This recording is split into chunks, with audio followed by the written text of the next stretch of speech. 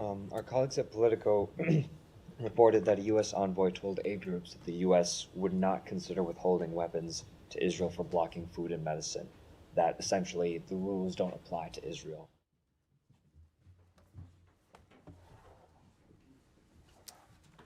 Good afternoon, everyone. Let me start with some opening remarks.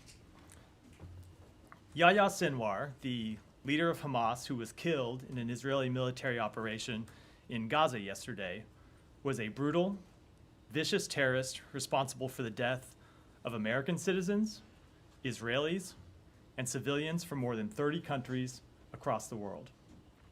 His decision, and it was very much his decision, to launch the terrorist attacks of October 7th unleashed a year of tragedy in the Middle East. 1,200 people murdered on October 7th. 254 hostages kidnapped and hauled into Gaza, including children, infants, elderly, and men and women of all ages. More than 40,000 people dead in Gaza, many of them civilians. That is the blood-soaked legacy that Yahya Sinwar leaves behind. He didn't just launch this conflict, but for the past year has refused the efforts of the United States and our partners to end it, refused to return home the hostages who have been separated from their families for more than a year, refused to agree to a ceasefire proposal endorsed by the United Nations Security Council and countries around the world, and who in recent weeks refused to even negotiate at all on a ceasefire and an end to the war. There are 101 hostages who remain in Gaza, including 7 Americans. And of course, there are 2 million Palestinians who continue to suffer the consequences of Sinwar's decision to endanger their lives.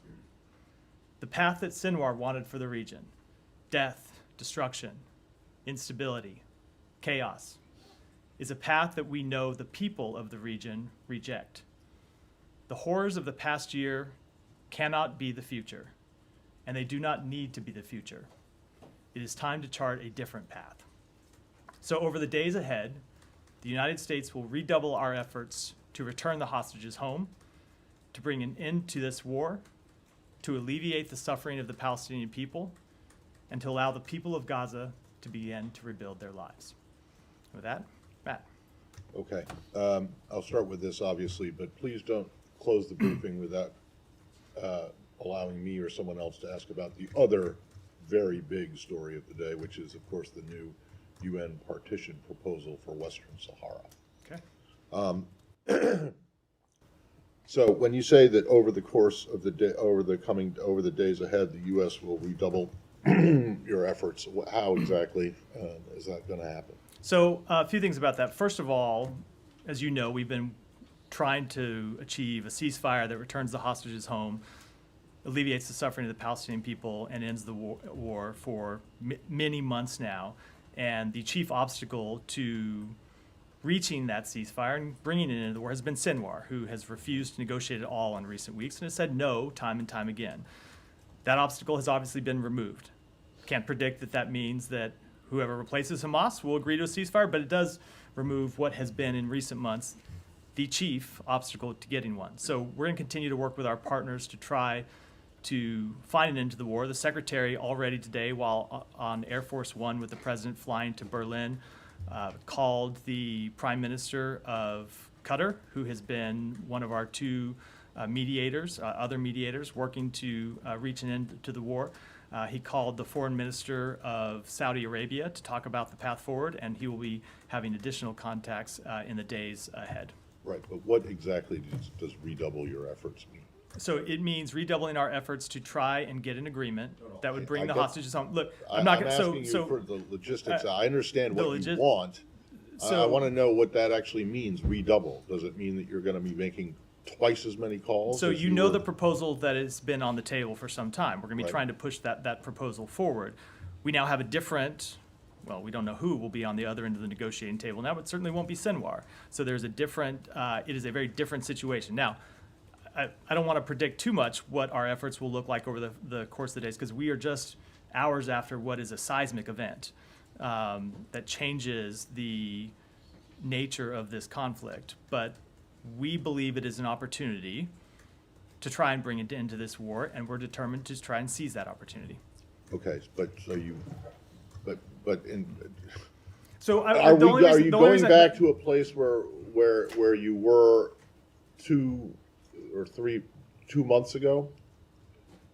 Because I just don't, the redoubling suggests that you're going to. From a policy perspective and a strategic objectives perspective, what we want to achieve, we are in the same place, and we're going to continue to try to push forward the same proposals we have done with our mediators. Okay, so redoubling does not include changes. So here's the difference.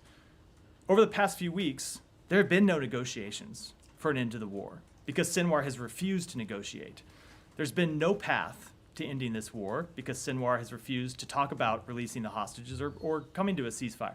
We now see an opportunity with him being removed from the battlefield, being removed from the leadership of Hamas, and we want to seize that opportunity. Okay, thanks. Shelley. Couple of things. Can you confirm that Sinwar died yesterday? He was, so I assume that he died yesterday. So I will leave the Israelis to speak to the exact results, but it was as the result of an operation that they conducted yesterday. I don't believe that he lay where he was brought down for hours and died later, but the Israelis can speak to that. They will be the ones that conduct any testing and can provide any results. No confirmation, but that's your belief The or operation understanding? they carried out was yesterday. I assume that he died instantly or fairly shortly thereafter, but the Israelis can speak to that.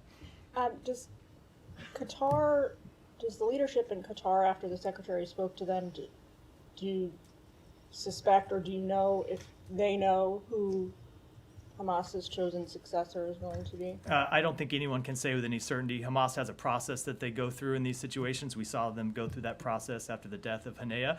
I could only expect that they will go through that process again. I don't think anyone can predict. People can always speculate, of course, about who the next leader of Hamas will be, but I don't think anyone can predict with any degree of certainty. But what we would hope, is that whoever the next leader of Hamas is, he will look at what has happened over the past year and look at the suffering that Hamas's actions have brought upon the Palestinian people who they aim to represent, whose cause they aim to advance, and will look and decide that they ought to pursue a different path forward. They ought to pursue a path that isn't one of death and destruction and chaos and harm to Israeli civilians and harm to Palestinian civilians, but one that the United States has presented, that Egypt has presented, that Qatar has presented, that other countries in the region and around the world have presented and endorsed. And so that's what we'll be pushing for. Are you communicating that to, indirectly, to, I guess, the remaining leadership there? That are you communicating that is the United States' hope and what you're pushing for? So I'm not going to speak about any communications that our mediators will have. We always let them speak to those. We are communicating with Qatar. We'll be communicating with other partners in the region. I think that our position is fairly well known. Now, of course, we don't know who the person at the other end of the phone is going to be. We don't know who will be making decisions for Hamas now. What we do know is that the person who had been the chief obstacle to moving forward with an end to the war is now fortuitously no longer with us. Last question. So I know that you hope this is a big opportunity for ceasefire negotiations and a deal and return of the hostages, but a little more macro, what about for a two-state solution? How do you think this? Of course, that is the goal that we want to see. That has been our policy for some time. We ultimately want to see a path forward that allows Palestinians in Gaza to rebuild their lives, to rebuild their neighborhoods, to have security, to have Palestinian-led governance that they choose, not that it's imposed upon them by the outside world, to live free from the grip of a brutal terrorist organization as opposed to how they have been living in Gaza for the past couple of decades, and ultimately an independent Palestinian state where Gaza is reunited with the West Bank. But that's just like a lot of hope and no chance, or have you seen any indications that this could create an opening for well, that? I do want to just step back, and this, I think, will be an answer I give to a lot of questions like that today, which is we are just hours after a very significant event. I think we're going to have to watch and see how things settle before people can make predictions about how the days, weeks, and months ahead will play out. One thing we do know for certain is that the world is a better place with Sinwar gone from it, and it gives us an opportunity that we didn't have as long as he still called the shots for Hamas. Now, what that will mean, we'll have to wait and see in the days ahead. Yeah. Could I ask you something? You said that this removes an obstacle. On the Secretary's last visit to Israel, he said very publicly that Netanyahu was on board with the ceasefire plan as advanced stood with the bridging proposal. Is that still the perception in the United States, that the Israelis are completely on board with what was on the table? So they had accepted the bridging proposal, and if you remember what else he said at the time is there were still remaining pieces to that deal that needed to be agreed between Hamas and Israel. So we had gone significantly down the road in first getting an agreement on the framework, then getting an agreement on the bridging proposal, but there were still a number of implementing details that needed to be implemented or needed to be agreed to, and that Israel was going to face some tough decisions in getting there, and we were going to push Israel to make those tough decisions. And so that remains the case. But what happened in the interim after that visit is that Hamas just walked away from the negotiating table. And so the work that we wanted to do to bridge those final differences, we couldn't do because you didn't have two partners to talk to. So, but what again, of course, is that there was the issues of the Philadelphia corridor and all that. Is it the impression in the United States that there needs to be efforts as well with the Israelis right now, maybe push them a little bit harder to get to the place where the U.S. wants them to be? So, as I said, of course there will be tough decisions that the Israelis will need to make to get an agreement to end this war. And we have made clear any number of times that we will have very direct, candid conversations with them about the need to make those tough decisions. But we weren't even in a place to do that when you have no one at the other end of the table willing to even agree to negotiate. So you can't tell the Israelis they have to make tough decisions when Sinwar is sitting on the other side saying, I'm not even going to negotiate the end of this at all. We're now in a different place. What that means going forward, too early to tell, but we do believe it is an opportunity that we want to pursue. And just pursuing that, I mean, obviously we're talking about Gaza right now, but of course there's Lebanon, and there's the war has clearly expanded from where we were a few months ago. When we're saying that when the Secretary and the President are saying that it's time to end the conflict, does this also mean in Lebanon? Is it the time also to end the conflict? We do want to see ultimately a diplomatic resolution and all. Now, look, you face a different situation in Lebanon. There are still Hezbollah forces in close proximity of the Israel border, the border between Israel and Lebanon, who still not only maintain the capability to launch terrorist attacks against Israel, but are still launching terrorist attacks against Israel, continue to rain rockets down on Israel from just across the border. So it is a different conflict in a different space. We have never thought the two conflicts ought to be linked together, but obviously there are those in the region who have seen the two of them as linked. So ultimately, we want to see a diplomatic resolution to that conflict. We want to see an end to the fighting there. We want to see it done in a way that guarantees the implementation of 1701, so Hezbollah actually withdraws north of the Litani River. I can't put a timetable on it as it relates to the work that we want to do in Gaza. They're separate tracks, separate organizations, and we'll pursue them separately. And just a final thing, just logistically, you mentioned in recent days, have there already been talks by the Secretary of others? You mentioned he was on the phone from Air Force One with the Israelis specifically since the news came in. We've had a number of conversations with the Israeli government, both as we were waiting to have this information confirmed. They notified us early this morning that they believed they had killed Sinwar, but they wanted to conduct testing to confirm it. And then we had a number of conversations, as you might imagine, at several different levels to try and confirm that information. And we'll have further conversations in the days ahead. I think as you saw the president say in his statement, he plans to speak to Prime Minister Netanyahu in the near future. You just said that the Israelis notified U.S. early this morning that they believe Sinwar was killed. Can you just give us a little bit more detail? Was that notification, did it come through this building, or did it go to the White House or the Pentagon? Do you know where that channel was? It came in multiple channels. There were people in this building who were notified. There were people in our embassy who were notified. I certainly would expect that people in the Pentagon and people in the White House were notified as well. As you know, we have multiple channels of communication with the government of Israel, and we were told over multiple channels early this morning. And you also, you and other U.S. officials in the last hour have been saying now it's time to bring an end to this war between Hamas and Israel.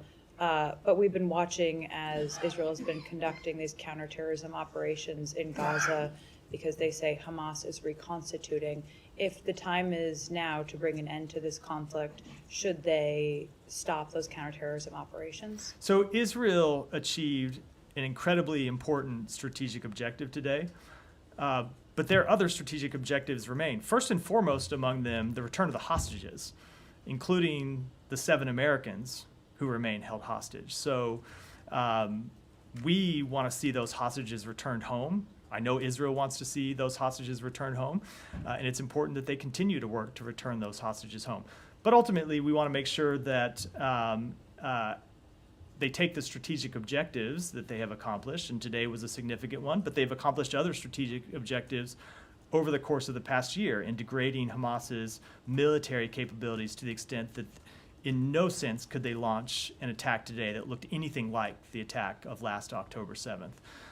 They are in no way a functioning military force the way that they were on October 7th, though they, of course, still maintain significant ability to wreak havoc and launch terrorist attacks. So what we want to see from them, and this is what we'll be discussing with them, is how they take those strategic objectives that they have met and turn that into an enduring strategic victory. And from our perspective, that means a path forward in Gaza that isn't just a military path forward for degrading Hamas and continuing to fight Hamas fighters over and over and seeing 100 fighters killed and 100 new fighters join over the course of a day or a month and being in this perpetual cycle of continuing to fight on the ground there. What we want to see is a path forward that brings the hostages home and sets the conditions for the day after, where you have reconstruction in Gaza, you have actual security in Gaza, and you have a political path forward for the people in Gaza that is determined by the people in Gaza. And so those are the conversations we are going to have with the government of Israel, as well as with our other partners in the days ahead. Those are the conversations the Secretary started already today with his counterparts in Qatar and Saudi Arabia. But I guess you didn't answer the question as to how the counterterrorism operations that are ongoing fit into that. If you want them to drive forth an enduring victory, you said, should they stop those counterterrorism operations because Hamas has already been dismantled to such a significant degree? Look, Hamas still does pose a threat, and Israel still has a right to take on that threat, and they still have a right to try and put pressure on Hamas and try and free the hostages that remain there. But ultimately, we think the path forward is not just to continue military operations that they will have to repeat over and over again. Because in our judgment, and in the judgment of our partners in the region and our partners around the world, a path forward that doesn't include the reconstruction and security and rebuilding and a political path forward in Gaza is not a path that will actually provide an end to the war. And that's what we want to see ultimately, is an end to the war. Now, I can't tell you that that's something that we'll have agreement on with the Israeli government tomorrow or next week or with partners in the region, but it's something that we're going to continue to pursue. And then do you have an early assessment as to where, given you said you've been in regular contact with Israeli officials over the last few hours, we saw the speech from Prime Minister Netanyahu. Do you have an initial assessment as to where Netanyahu stands on this right now? If he's going to be in lockstep with the United States in driving forth an end to this conflict after Sinwar's death? So the president's going to talk to the prime minister in the coming days. I think it's appropriate to wait for that conversation before And we then offer just last any kind of question. assessment. That makes sense. The day after plan, there have been many conversations in this building about when you guys are going to release that has been long worked on in this building. Is the time now? So I don't want to preview any announcements, but obviously we want to seize the opportunity created by the death of Sinwar, and that means an opportunity to end the war, and it means an opportunity to get to the day after. And so we have been working on this for months, and it's not just happening inside this building, but as you know, happening in conversations with our partners, first and foremost in the region, but also our partners in other countries around the world. And we do want to look to push those plans forward in the days ahead. I'm not going to preview any specific announcements or give any specific timing. Again, we're only hours after what is a fairly seismic event, but certainly it's something that we want to pursue aggressively in the days ahead. Thanks. Daphne. Thank you. To follow up on Sean's questions about Lebanon, Jake Sullivan just said nothing in the Middle East is unrelated. So how can you delink the ceasefire in Gaza from the fighting in Lebanon and pursue these separately? So that's the point I just made, which is we have never believed that the two conflicts ought to be linked together.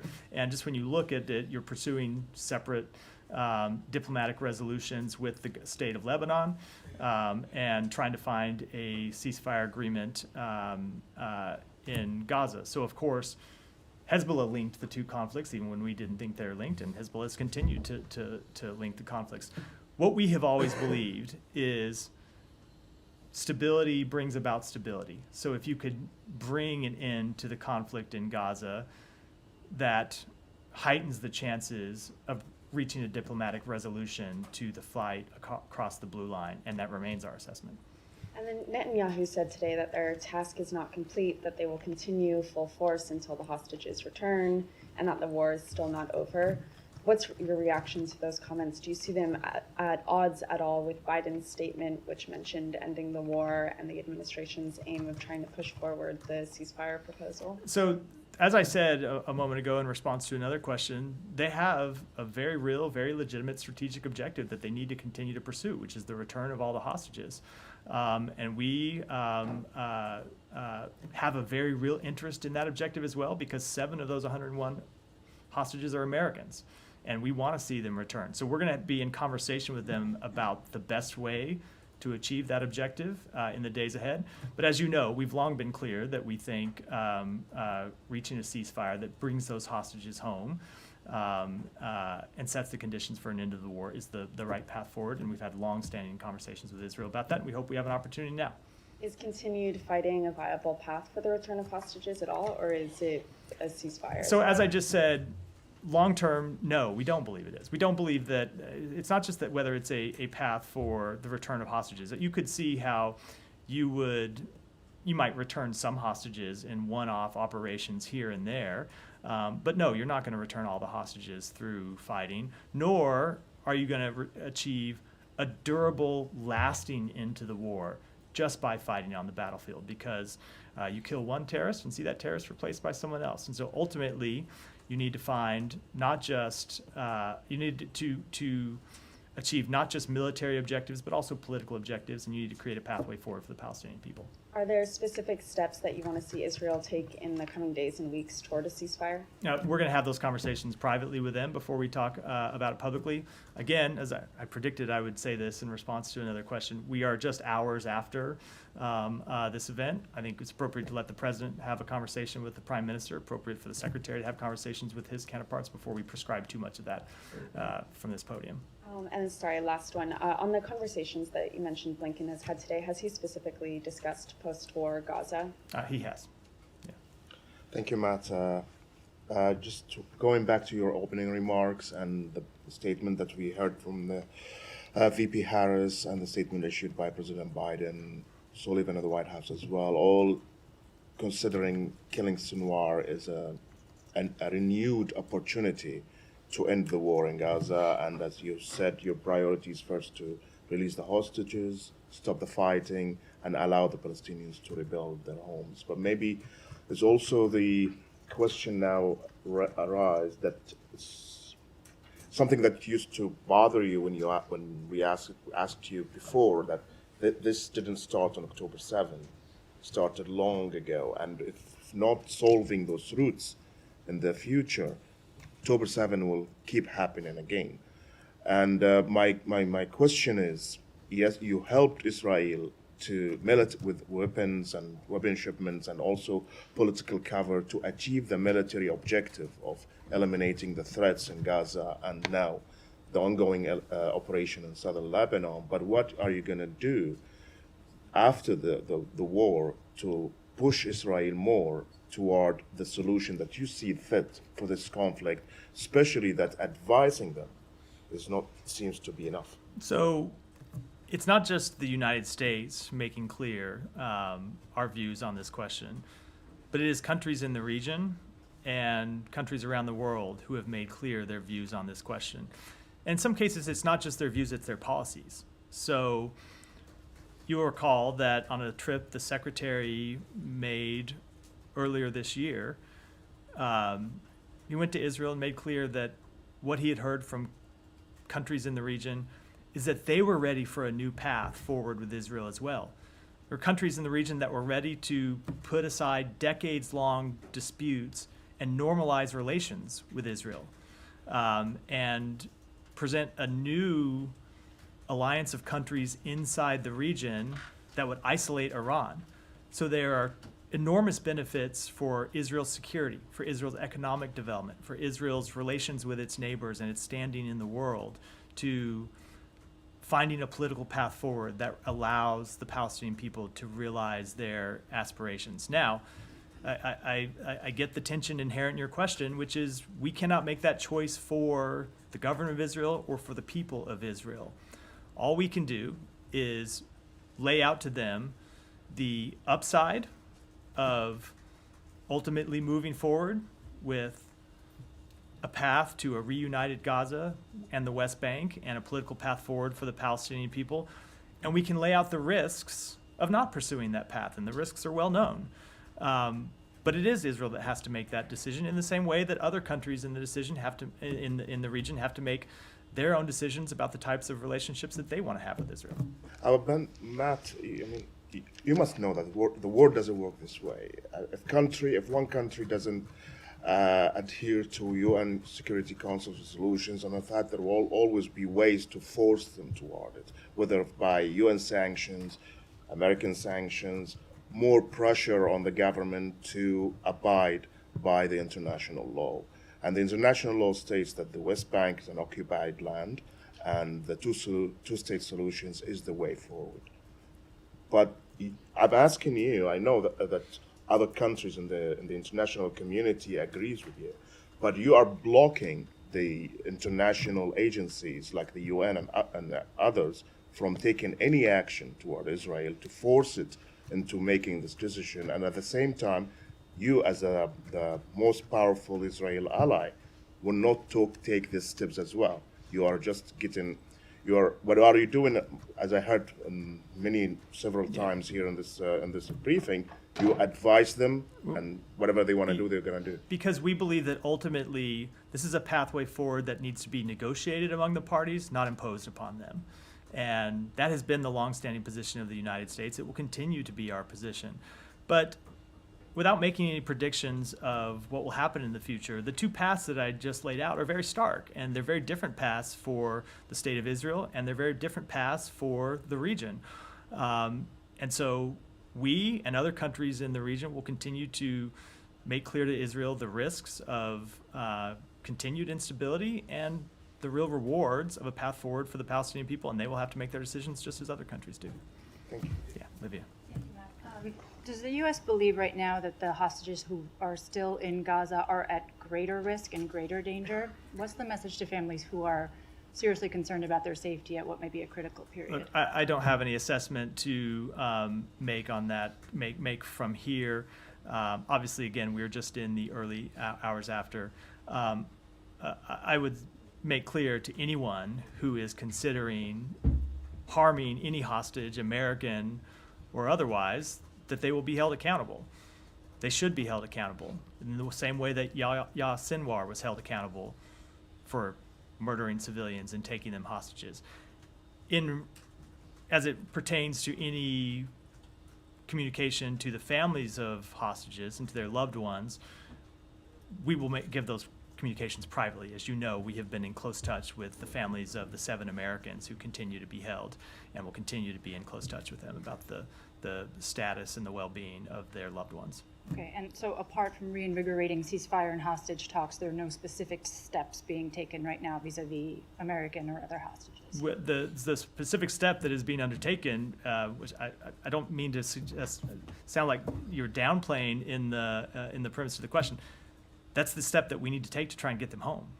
It's, in our judgment, the most fruitful path to bringing them home is to get an agreement that gets them out. As I said, it's long been our position that just the way the situation on the ground, the way the situation on the ground works is you are not going to return all those hostages home through military action. You may see operations here and there that can return some hostages, but that ultimately to bring all of them home safely, you need to reach an agreement that helps bring about an end to the war. Obviously, today's development comes against the backdrop of what had been heightened tensions and expected Israeli retaliatory strike on Iran for its earlier ballistic missile attack on October 1st.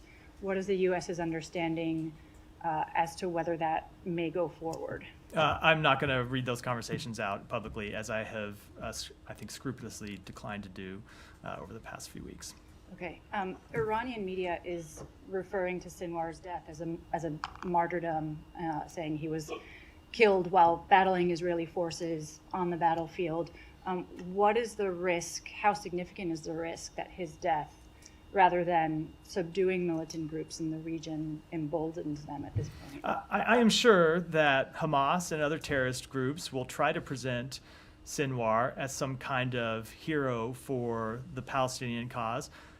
But I think it's important that everyone remember the actual facts, which is that Sinwar was a brutal terrorist that didn't just terrorize the Israeli people, but that ruled Gaza with an iron fist before October 7th, that brutalized Palestinians in Gaza, that tortured Palestinians in Gaza, and then unleashed a conflict that has been responsible for the death of more than 40,000 Palestinians. So I would hope that anyone that's considering thinking of him in any favorable light at all will look on the actual consequences of his life and the decisions that he made that wreaked such havoc for the Palestinian people.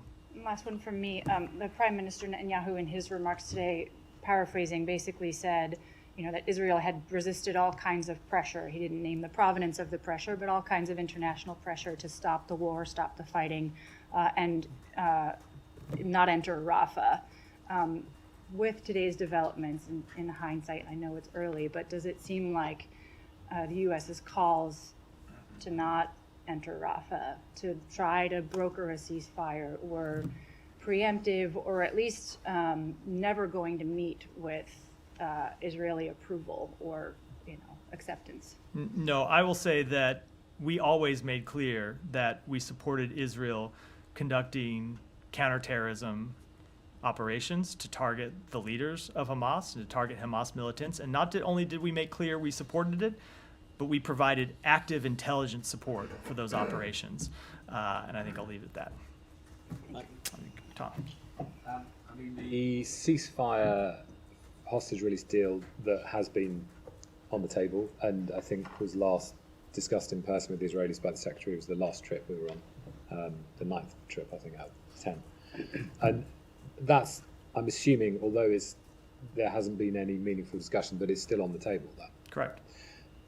And so I'm trying to understand from the Israeli perspective, given the death of Sinwar, if you couldn't get that past Benjamin Netanyahu, and I think during that time it was when a senior official said that Mr. Netanyahu was making maximalist statements and it wasn't conducive to getting the ceasefire deal done. I'm just trying to understand why now there's any more reason than there was then for him to accept such a deal. Because he's not the only party to this arrangement, and the other party to this arrangement is the one who had refused to negotiate at all.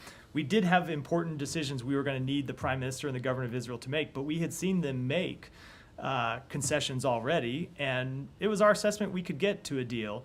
And then in the middle of that, Sinwar walked away from the table. So without making any predictions and about what will happen, and I'll just refer you to what I said at the beginning of this briefing, which is, without a doubt, there are tough decisions for Israel to make to get to an ultimate agreement. Without a doubt. We're the first to say that, and we are the people engaging with them to try and convince them to make those tough decisions. But you had on the other side a roadblock, an absolute stonewalled no, and that person is removed. That, we think, presents an opportunity.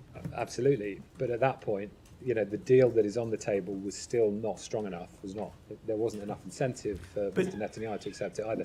And what's happened now is he's put himself in a far stronger position because what's happened on the ground. So what that leaves out is that we were negotiating with him, and we were negotiating with Hamas over how to get to yes. And we believed that we could get to an agreement.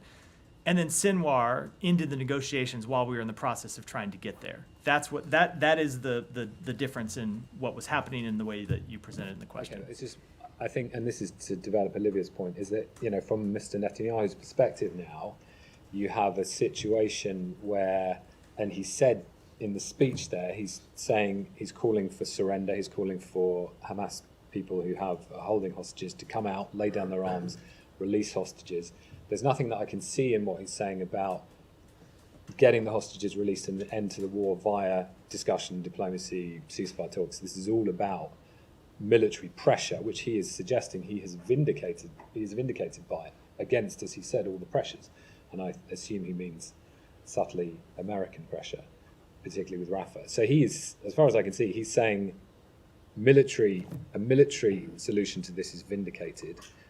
Keep going and try and get hostages released via surrender or whatever. No offense, that Tom, doesn't but is feel there a like- question Yeah, coming sorry, at the no, end of I'm this? just I'm saying, how are you going to incentivize him now? Because this to him is a military vindication and a way in which to keep going, and not as you want, which is a viable Palestinian future in the Gaza Strip. He wants Israeli control effectively with a minimal sort of local. Right, so let me state get to presence. it. So I'm asking what the incentives you're laying out. I was the same. It still took a while to get to the question. Look, we believe the incentives are the return of the 101 hostages, and we believe the incentive is a path forward that provides increased security for Israel.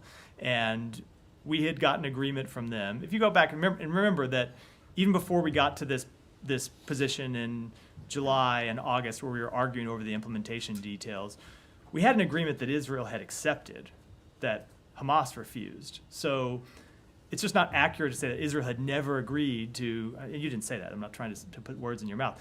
Israel had agreed to a ceasefire proposal that we put on the table. And Hamas didn't accept it. They came back with provisions that they wanted to change and negotiated.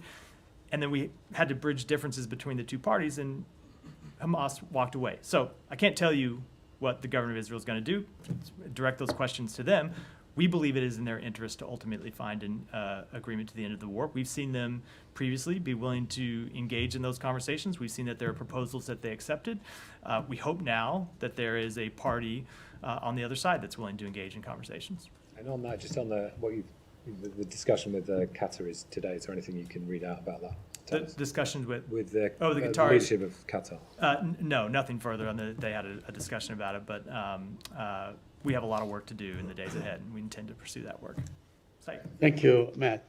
I'm struck by how you described the killing of Sinwar as a seismic event. Really, you believe that it was a seismic event at the level of, let's say, something like a nuclear bomb or something like that? Really, I mean, It is absolutely a seismic event in the Middle East. When you look at who he was and what he was responsible for, he was someone who made the decision, and it was his, as I said at the beginning, it was his decision to launch the terrorist attacks. Someone who, after the death of Haniya, didn't just have military control of Hamas, but had political control of Hamas as well.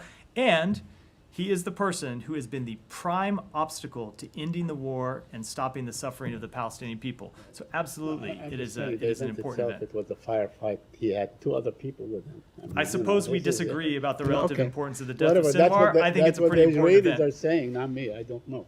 Now, let me ask you a couple of things. Now, you keep saying that Hamas absolutely refused. As far as all the people that were involved in negotiations from the Arab side, the Qataris, the Egyptians, and so on, they all say that Hamas agreed 100% to your proposal. they- It was the Israelis They that don't, rejected. they don't, Saeed. And they went on. They don't, Saeed, and that's not what happened. Okay, And you and I well, have been that's- through this before. That's fine. I'm just trying to, I know, I'm but asking the you and I question. have been through this before. Right, They came okay. back with a counter proposal, which is not an acceptance of the proposal that was put forward and endorsed by the United Nations Security Council. If I give you a proposal, Saeed, and you come back and say, I agree to 7 of the things you propose, and on these 3 others, I have major changes. That is not an acceptance of my proposal. But the answer, the Israeli answer was to go ahead and kill the chief negotiator, right? Who was not carrying a gun, was sleeping actually in a guest house, wasn't it? What is there a question? And I'm Saeed? just saying that at that point. Okay, yes, I do have a couple of questions. You also said that whoever comes next, Hamas, they would look back and reassess what happened in the last year and so on. I didn't say Is they that- would. I said I hoped they would. You hope they would. Yes, I said that you hope that they would. Does that mean that you would be willing to negotiate with Hamas directly? If someone, no, if someone, no. The Hamas So- is a terrorist organization. The United States does not Right. engage with terrorist organizations, but of course we will engage So- with our mediators who right, engage okay. with So them. what would be the incentive for those people? I mean, it seems now that no one is having command and control over Hamas. I mean, probably it's, What would be everyone is running What would their be the own. incentive? It's like, how about an end to the war? No, I How about understand. stopping the death of Palestinian civilians? Well, maybe- What more incentive should a leader of Hamas need than that? Right, okay, but I'm saying that if someone like Sinwar, who exerted a great deal of power and control and so on, was unable to basically, negotiate or do something like this, or make sure that he could deliver Hamas, what makes you think that So others can? I don't think you should make excuses for Sinwar. He No, was no, not I'm not- I'm unable not to making- I'm negotiate. taking- He was unwilling to negotiate. I'm Let's be taking clear your about words. it. You're saying he that had he every was- ability to negotiate an end to this war, and he refused to. I'm It's saying a now, big difference. now that he's gone, probably there is no structure. I don't know. I mean, so we don't know who is in control. Maybe like, maybe the hostages are in more peril. Let me ask you another question on, yeah. Let me, okay. All right, let me ask you a question on. I didn't think that was a question, so I wasn't responding Let to me it. ask you a question on a proposal that is being, suggested that Secretary Blinken is going to consider proposing right after the elections about, that the Israelis and the Emiratis and so on are coming up with some sort of the day after. Can you share with us? Is there something to that report or to this suggestion, or would we hear something? From the So I Secretary? spoke to this yesterday. We have been in discussions with Right. our Emirati partners, with Right. Israeli partners, with other countries in the region as well. That's been the subject of a number of trips that the Secretary has conducted and has been the subject of ongoing diplomatic conversations. And I'm not going to predict from here when we might put forward some type of proposal, but we are very much seized with agreeing with our partners in the region on a proposal to provide actual security and governance and a political path forward for the Palestinian people. It seems that the Israelis they want to see, a diminished role for the PA and Mahmoud Abbas and the PLO, apparently. Would you agree? Something So like this? we have always made clear that one of the principles to which we adhere is unified West Bank and Gaza under the Palestinian Authority control, where the people of the West Bank and Gaza can choose their leadership, not anyone else. Yeah, Michelle. Can we move to Lebanon? Yeah. If you don't mind.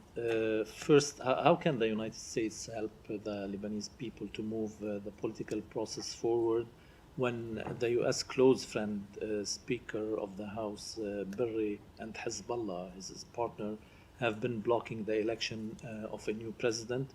Is the U.S. ready to put pressure on Speaker Berry to convene the parliament and elect a new president? So it's not a question of the United States putting pressure on the Lebanese political decision makers. Those are decisions that they have to make for themselves. But we are engaged with multiple members of the Lebanese government, and we are engaged with our partners in the region, who we also know have been engaged with the leaders of the Lebanese government. And we have all had a singular message, which is it is time for the parliament to move forward with electing a president, finally. Now, what else we can do? We can work to strengthen Lebanese institutions, primarily the Lebanese armed forces, which we see as a bulwark for security and stability inside Lebanon, and we have supported with direct financial assistance over the past couple of decades, and we will continue to support because we think the role that they can play in providing stability, and as one of the most respected institutions in the country, is an incredibly important one, and it has to be maintained. Did you ask Speaker Berry to convene the parliament to elect a new president? We made very clear to the Speaker and to the Prime Minister that we think it is important that the Parliament elect a new president in the days and weeks ahead. Specific steps I'm not going to get into. On Israel incursion, did you get any sense from Israel for how long will this military operation last in the south? I think I should let them speak to their timetables. It's not something I should do from here. And will the U.S. attend the ministerial meeting on Lebanon in Paris? I expect that we will be represented there. I don't have any announcements to make about Should who. we expect any financial aid or political announcement? So the conference is still a week away. I think stay tuned until next week to look for any kind of announcements coming out of it. Sorry to interrupt. No, I was moving. Okay, thank you. When you speak about ending the war, does that include full Israeli withdrawal from Gaza? You have repeatedly said that you oppose the reoccupation of Gaza. Does that position still stand? Of course. And Israeli opposition leader and former War Cabinet Minister Benny Gantz just said on Twitter that the IDF will continue to operate in Gaza for years to come. Would that be acceptable for you? So I'm not going to respond to a statement that I have not seen. I think it sounds like that came out while I was at the podium. I haven't seen its full context, but I will just say as a matter of fact, we ultimately want to see Israel fully withdrawn from Gaza. Now, they have a right to, as any country does, to address terrorist threats against its people. But what we want to see as an end to this war is the terrorist threat from Gaza eliminated. And we want to see ultimately a political path that establishes a Palestinian state that is not hostile to Israel. And so, of course, you wouldn't want to see and wouldn't need to see the IDF operating in that environment. Yeah, when the war ends, we will never see IDF operating in Gaza anymore, right? Like complete withdrawal. Well, I'm sorry, what was it? Like complete withdrawal of Yes, the that's IDF what we want to from see Gaza. is a complete withdrawal. That's what we meant when the secretary laid out almost a year ago a number of principles that we wanted to see for the end of the conflict, and one of them was no occupation of Gaza. Prem. Thank you, Matt. Our colleagues at Politico reported that a U.S. envoy told aid groups that the U.S. would not consider withholding weapons to Israel for blocking food and medicine, that essentially the rules don't apply to Israel. Given It's not essential. No, forget what the essentially. That's not at all an accurate representation of her comments. Not all of which were accurately presented in that article. I would say, should note, as always with these, you have what becomes a secondhand presentation put into an article. Not all of those comments were in any way accurate. Sure, but was the basic characterization of her describing U.S. I'm not going to policy- speak to a private meeting, but we have always made clear that we are committed to the defense of Israel. We will continue to support the defense of Israel, but we also are going to enforce U.S. law. So you will enforce U.S. law, including If you look at the blocking letter that the weapons secretary, aid. if you look at the letter the secretary sent the other day, he said that there are a number of U.S. laws and policies that are implemented by Israel not taking steps to allow humanitarian assistance to get in, and we will enforce U.S. law. But we're going we want to see Israel take increased steps. We've seen them take some increased steps over the last few days, but we need to see much more. I guess there have been previous instances for which this threat has been sort of floated, whether it's in the wake of the 7 central kitchen workers that were killed, whether it was in before any sort of major operation in Rafah. Of course, the administration maintains that there wasn't a major operation, but nevertheless, there have been instances for which this threat has been offered, and yet there hasn't been any actualization of it. So I know that your objective is to see the end of U.S. support to Israel. Our objective is to see Israel take steps to increase humanitarian assistance getting into Gaza. We have other steps as well, but that's relevant to the conversation we're having now. And so our engagement with them on this question has been to push them to take steps. And at times we've seen them take really important steps. When we had this last major engagement with them in April, we saw them take a number of steps to open new crossings, and it got trucks up to 300 to 400 in some days. Now we saw significant first stagnation and then backsliding over the last few months, which is why the secretary felt it was important to send that letter this Sunday. To be clear, Sean, my go ahead. objective is objective is to ask about the U.S. enforcing I understand. its laws. Sean, It's not to do Can that. we actually go to Western Sahara? No, well, wait a second. I thought I had dibs on You either one, but I'm going to disappoint you with my answer. So go ahead. What? I'm going to disappoint you with my answer. Only go ahead now. I should let you live through the disappointment rather than preview it. So Sean, go ahead with the question. I'm predicting the answer now, but does the U.S. support a partition of Western Sahara? I'm going to need to take that question back only because, as you might imagine, I was entirely focused on the events in Gaza yesterday. Spent decades as a scholar of haven't Western reviewed Sahara the diplomacy action. in the Haven't reviewed the action Polisario. at all or discussed it with any of my colleagues. So let me take it back and get you an answer. Just to be clear, there is no action per se. It's just the UN envoy's proposal, The proposal, which is the right. same proposal that former Secretary of State James Baker made when he was in that same envoy position, which is to partition Western Sahara between Morocco and the Polisario.